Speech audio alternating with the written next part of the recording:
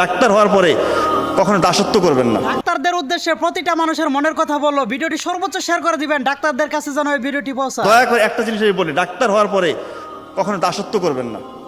নিজের সত্তা এই জিনিসটাকে সবসময় মনে রাখবেন, আল্লাহকে ভয় পাবেন।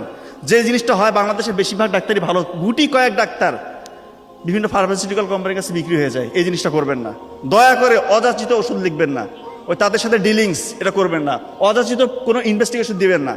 আমাদের বেশিরভাগ রোগী হচ্ছে গরিব রোগী, তাদের দিকে দেখবেন আল্লাহ তাআলা আপনার রিজিক বাড়াই দিবে। এই কথাটা মনে রাখবেন। কখনো মনে করবেন যে এই যে আমি একটা ইনভেস্টিগেশন লিখে দিলাম এখান থেকে পার্সেন্টেজ পাবো, এই কাজটা করবেন না ভাই। আর একটা কথা মনে রাখবেন, আপনাদের কাছে যে রোগীরা আসে তারা কিন্তু ওই সময় তাদের মনটা থাকে নরম।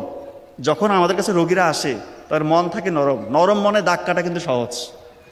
তো আপনি অ্যাজ এ মুসলিম, আমি এই অ্যাসপেক্ট থেকে যদি চিন্তা করি, আপনি যখন ওষুধটা লিখতেছেন, সকালের ওষুধটা যদি আপনি বলে দেন যে ফজরের নামাজের পর খাবেন, দুপুরেরটা জোহরের নামাজের পর খাবেন, রাতের ওষুধটা বলে এশার নামাজের পর খাবেন, ও কিন্তু মনে করবে যে নামাজের সাথে মনে একটা সম্পর্ক, আপনার দাওয়াতি কাজও কিন্তু হয়ে গেল।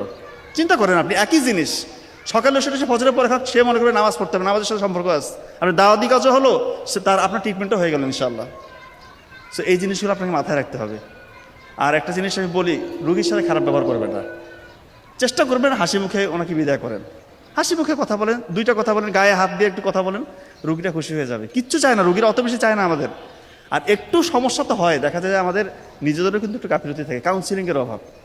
যে সমস্যাগুলো ক্রিয়েট হয়, এই যে রোগীর সাথে ডাক্তারদের যে একটা সম্পর্কের মধ্যে মাঝে মাঝে ক্লাস তৈরি হয়, এটা কিন্তু কাউন্সিলিংয়ের একটা অভাব আছে। তো এই জিনিসটা মাথায় রাখবেন, যখন এরকম কোনো সিচুয়েশন ক্রিয়েট হবে আপনার চেষ্টা করবেন প্রথমে একটু কাউন্সিলিং করে নেওয়ার।